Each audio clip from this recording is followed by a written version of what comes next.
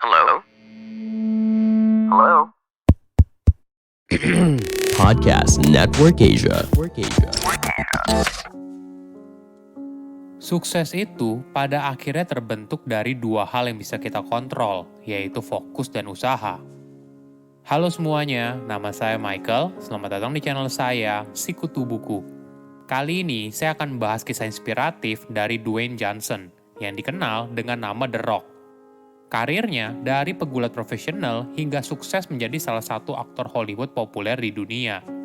Sebelum kita mulai, buat kalian yang mau support channel ini agar terus berkarya, caranya gampang banget. Kalian cukup klik subscribe dan nyalakan loncengnya. Dukungan kalian membantu banget supaya kita bisa rutin posting dan bersama-sama belajar di channel ini. Dwayne Johnson atau dikenal dengan nama The Rock lahir pada tahun 1972 di California. Namun, ketika dia berusia 14 tahun, keluarganya pindah ke Honolulu, Hawaii karena pekerjaan ayahnya. Sejak kecil, Dwayne sudah terkenal atas keahliannya dalam olahraga. Dia aktif dalam olahraga atletik dan gulat. Maklum saja, Dwayne dibesarkan dalam keluarga olahragawan. Kakeknya merupakan salah satu pendiri dari program TV Polynesian Pacific Pro Wrestling pada tahun 1980-an. Sedangkan ayahnya yang bernama Rocky Johnson merupakan pegulat profesional dan juara kelas berat Georgia kulit hitam pertama, serta juara acara gulat televisi Amerika NWA. Mungkin sekilas keluarga mereka terlihat mapan, namun ternyata, walaupun ayahnya memiliki karir sebagai pegulat yang sukses, keuangan keluarga mereka tidak begitu baik.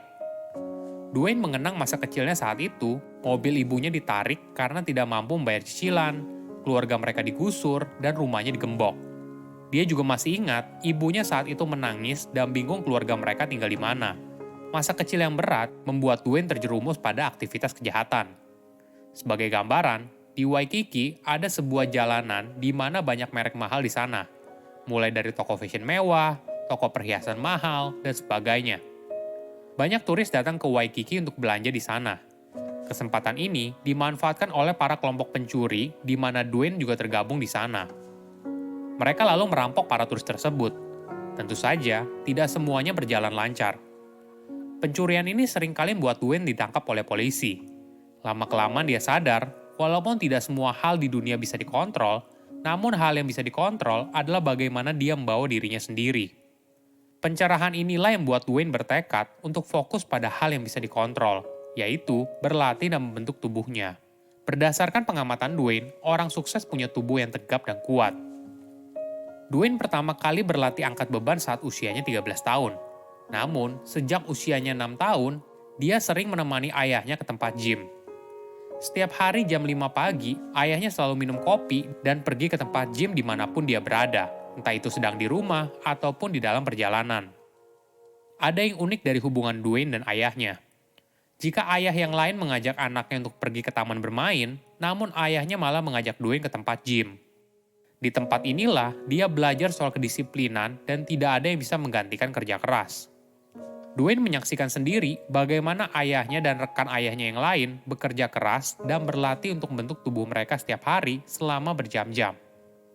Sejak usianya cukup untuk berlatih di tempat gym, Dwayne berlatih keras untuk membentuk tubuhnya. Bahkan ketika usianya 14 tahun, tubuhnya sudah berotot dan besar. Tentu saja hal ini meningkatkan kepercayaan diri Dwayne dan juga kesombongannya. Dwayne seringkali ditangkap polisi berkali-kali atas berbagai hal, mulai dari pertengkaran hingga pencurian. Bukan hanya itu, dia juga seringkali di-DO oleh beberapa sekolah karena dianggap sebagai anak yang bermasalah. Hingga suatu hari, saat ditangkap di kantor polisi dan ibunya menjemput di sana, Dwayne baru sadar kalau dirinya tidak ingin lagi menjadi beban pikiran orang tuanya dan bertekad untuk mengubah hidup. Hingga suatu hari, pertemuan Dwayne dengan pelatih sepak bola Amerika mengubah hidupnya. Pelatih tersebut bukan hanya sebagai pelatih di lapangan, tapi dia juga peduli dengan Dwayne secara pribadi.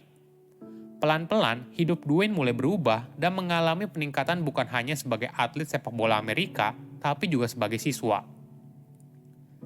Dia bahkan berhasil mendapat beasiswa untuk melanjutkan kuliah di University of Miami. Akhirnya, pada usia Dwayne ke-18 tahun, hidupnya telah berubah drastis dan berada pada jalur yang tepat. Namun sayangnya, ada kejadian buruk. Saat latihan, bahu Dwayne terkilir dan cedera ini sangat parah. Kondisi ini membuat dirinya sangat depresi dan sering bolos kuliah. Hingga pada pertengahan semester, nilainya sangat buruk. Kejadian ini tentu saja membuat pelatihnya sangat kecewa. Dia memberikan ultimatum kepada Dwayne karena beasiswanya terancam dicabut. Jadi, Dwayne harus hadir di setiap kelas, pergi ke tempat gym setelah kuliah, dan datang ke setiap pertemuan klub. Dwayne baru diizinkan untuk bermain di lapangan apabila nilainya membaik. Tentu saja kenyataan ini membuat dirinya syok. Dwayne sadar kalau beasiswanya dicabut, maka hidupnya akan berantakan. Orang tuanya tidak akan mampu membayar uang kuliahnya.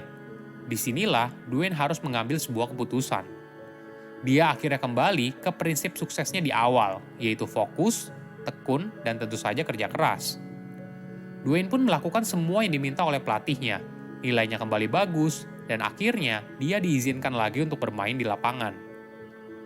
Ketika lulus kuliah, Dwayne melanjutkan karir impiannya menjadi pemain sepak bola profesional. Namun sayangnya, baru 2 musim bermain, kontrak Dwayne diputus. Dia kembali masuk ke dalam jurang depresi. Mimpinya telah pupus, masa depan Dwayne kembali kelam.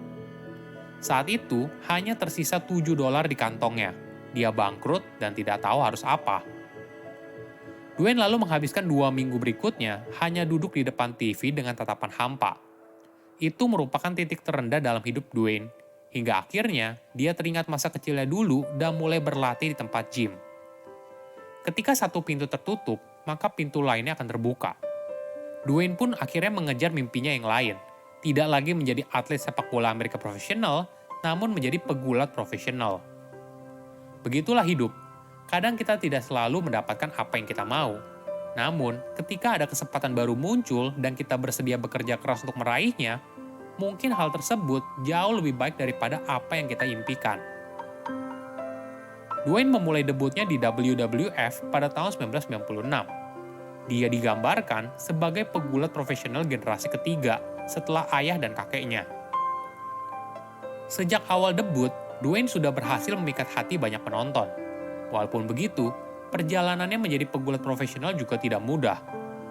Dwayne banyak menghadapi tantangan dan berseteru dengan beberapa pegulat terkenal seperti The Undertaker, Hulk Hogan, John Cena, dan sebagainya. Selama menjadi pegulat profesional, karir Dwayne boleh dibilang moncer. Dia menjadi juara dunia sebanyak 7 kali. Hingga pada tahun 2001, Dwayne mulai beralih profesi menjadi aktor di film Mummy Returns. Ini merupakan pilihan yang tidak mudah bagi para pegulat profesional. Tidak banyak yang berhasil saat berpindah karir dari pegulat menjadi aktor. Di tahap awal, dia diberikan peran pembantu dan menjadi seorang prajurit yang kemudian menjadi setengah manusia setengah kalajengking. Dari film tersebut, Dwayne mulai beralih ke film yang lain. Namun, dia tidak ingin hanya digambarkan sebagai tough guy saja. Dwayne pun belajar acting dan mulai mendapat peran yang lain. Misalnya, kategori film keluarga di Tooth Fairy.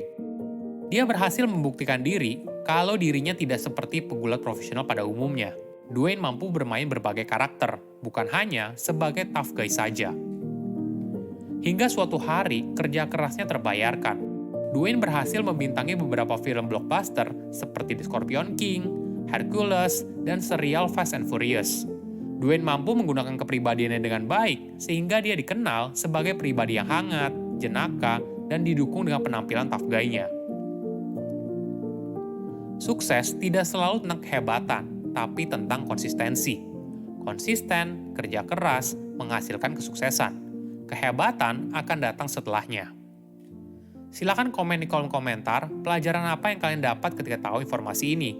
Selain itu, komen juga mau tahu informasi apa lagi yang saya review di video berikutnya. Saya undur diri, jangan lupa subscribe channel YouTube Sikutu Buku. Bye-bye. Pandangan dan opini yang disampaikan oleh kreator podcast, host, dan tamu tidak mencerminkan kebijakan resmi dan bagian dari Podcast Network Asia. Setiap konten yang disampaikan mereka di dalam podcast adalah opini mereka sendiri dan tidak bermaksud untuk merugikan agama, grup etnik, perkumpulan, organisasi, perusahaan, perorangan, atau siapapun dan apapun.